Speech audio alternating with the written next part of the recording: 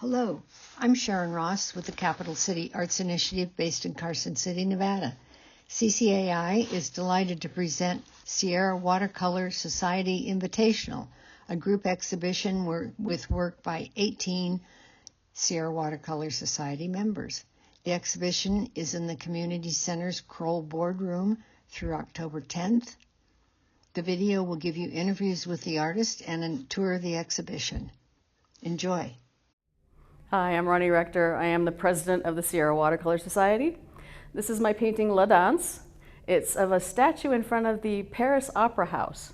I took this photo when I was there for my daughter's high school graduation. The statue is fascinating because the sculptor actually utilized dancers from the opera and asked them to compose for him for this. So when this statue was originally unveiled, pearls were clutched because mom and dad of little Aurora here, they're like, oh my God. So, and within a week, someone dumped a bucket of ink on the original statue. So the one currently out front of the Opera House is a replica, and the original statue, cleaned up now, thank God, is in the Musée d'Orsay. So that's the story. Hello. My name's Eileen Fuller, and I love to paint in watercolor, and also I venture into pastels and pen and ink sometimes. But my inspiration for this painting was a trip to Paris, a trip to France, and I didn't actually take the photograph or paint it on site, but I borrowed another person's great photo, and it reminded me of dining outdoors in Paris on the streets there, cobblestone streets, and the light coming through the window and so forth. So I really enjoyed this subject matter, among others. I love to paint and travel, so that's one of the reasons I was inspired to do this painting. And I'd love to go back to Paris again soon and paint other scenes myself. Hi, my name is Kay Tietz. I'm a watercolor artist in Reno. This painting is Gourds Galore. It won first place in Sierra Watercolor Society's judged exhibit. My inspiration was, you know how Trader Joe's just goes bonkers in the fall over pumpkins and gourds? Well, they had, a few years ago, these pallets, these big cardboard bins full of gourds. So I shot, maybe about five pictures, just shoot, and composed, taking from each of the pictures, made my composition and chose my colors. Hi, I'm Vicki Curwen. I'm a watercolor artist from Sparks, Nevada, and I've been painting for about 20 years. This painting, Virginia City Charmer, and it's from a picture that I took in Virginia City. I paint totally from my own photography, so I go around and take pictures wherever I go. And this one was entered in the NAA miniature show a few years ago, and it won Best of Show. I was very happy. My name is Michelle Hall, and I live in Sparks, Nevada, and I've been painting for about 8.5 years. And I joined the Sierra Watercolor Society, which has been the most fun I've probably had in a very long time. This is Sunday afternoon, and I'm a primarily landscape painter. And I just look for a scene that's paint-worthy, and I like this. And I appreciate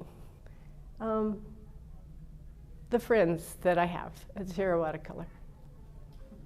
Thank you. Okay, my name is Nancy Podewils-Baba. I call this piece Cat's Meow because it's just fun and, you know, something special. This was a really interesting creation. I often use watercolor that saturates crumpled tissue paper to make the texture, like in the background. When I did this one, a lot of the tissue paper stuck. I normally take it off and it just leaves the text, but a whole bunch of it stuck, and I went, what am I going to do with that? And I looked at it and I thought, well, it sort of looks like it could be a cat. So I added some more of the tissue paper that I had taken off, and then I painted in the eyes and the nose and the mouth. And for the whiskers, those are threaders like you use for an implant from a dentist's office. But I just thought, well, you know, kind of goes with the green and other parts of the painting. But there's a flower that the cat is hanging out with because cats like to smell things, although she'd have to turn around to smell this one. But it was just a fun piece, and it was, you know, fun to create. And I'm obviously you can tell I'm a cat person. Hi, I'm Sherry Klingensmith, and I did the painting Into the Fire, and it was an inspiration for a show that we did for community issues. And I thought it was very important that we show that the firemen are so important to our community, and they do dangerous work, and they go through a lot of trauma. And I did find that there was a program called the Valor Resiliency Program, and it helps firemen who are going through traumatic problems and a lot of suicide and depression. And this program really is very important for them to get through their problems that they might have. And I decided to do it all with watercolor, and I used an interesting form of giving more texture, because with watercolor it's hard to make it look like texture. So I took an avocado soft net bag, and I laid it down and poured paint on it, let that dry and peeled it off, and then I added more colors to it. So that's basically what it's all about. Hi, I'm Laurel Sweigart, and I did this painting called Sea at Peace. And we lived in Bandon, Oregon, which is on the southern Oregon coast, for about 3 years. So I took a lot of pictures, and this happened to be a really peaceful evening on the ocean. It's usually kind of, you know, lots of waves, but this was very calm and nice as the sun was setting. And the first time I ever floated a painting was this painting. First and only time, actually, because if normally you matte a watercolor painting so that the paper doesn't hit the glass, so when you float a painting, you have to put spacers between the glass and the paper so that it doesn't touch the paper. Because I guess when it touches the glass, it can adhere to the glass and eventually break down the fibers of the paper. So, anyway. My name is Lynn Schmidt, and I did this painting entitled The Long Awaited. For me, that title means I waited for several years for my orchid to bloom. But I was at the time inspired by an artist named Shirley Trevena, who does still life. And that was a departure for me because I usually do landscapes.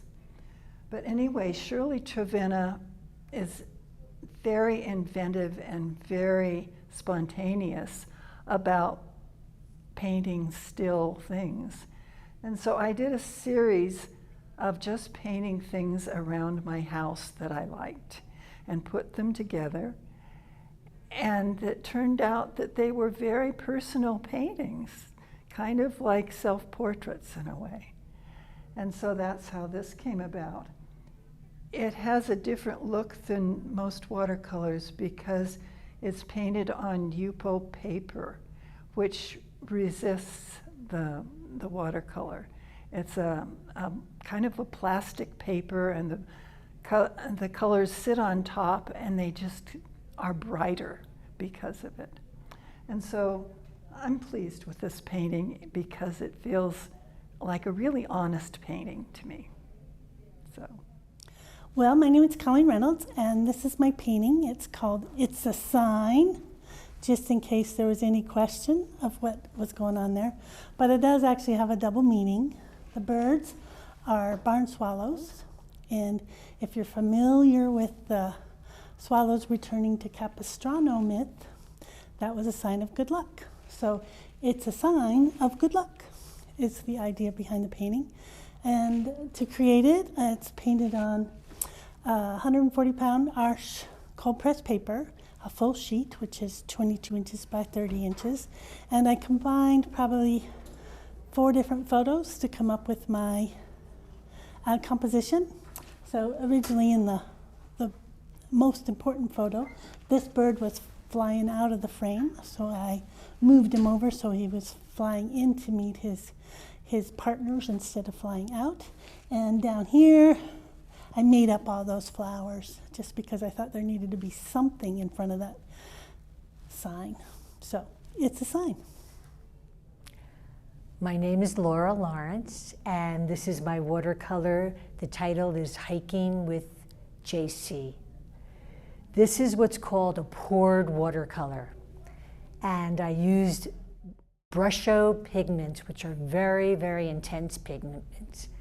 You only use 1 yellow, 1 red, and 1 blue. And you start off by using them in a very watered down consistency, and then you build up the intensity of the color. And after you paint each one, you go in with Frisket and cover that. So the painting becomes darker and the tones change the more color you add. And what's so exciting about this is that you don't have as much control. You get surprised yourself, and I love that because you get so many beautiful colors just by moving the paint around. And that's it. Oh, Frisket is a liquid mask. So once I do the lightest color and I want that to stay that color, then I paint it over with a mask. So note when I pour the next layer of yellow, blue, and red, it won't go wherever the mask is. So you go from light to dark. So where the darkest colors are, those were poured 4 times. And then you can go in at the end with watercolor or with more brusho and add color if you want to.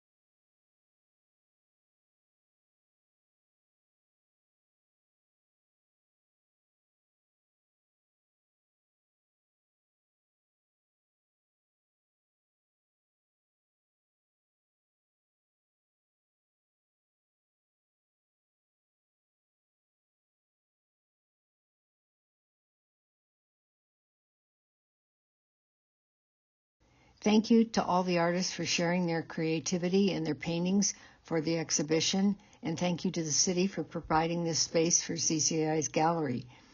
You can follow the initiative at CCAINV.org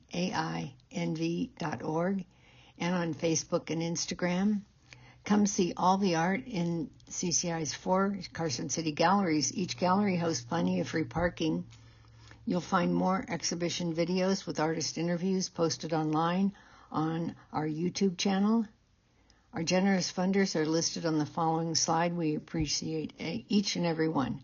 Thank you for watching.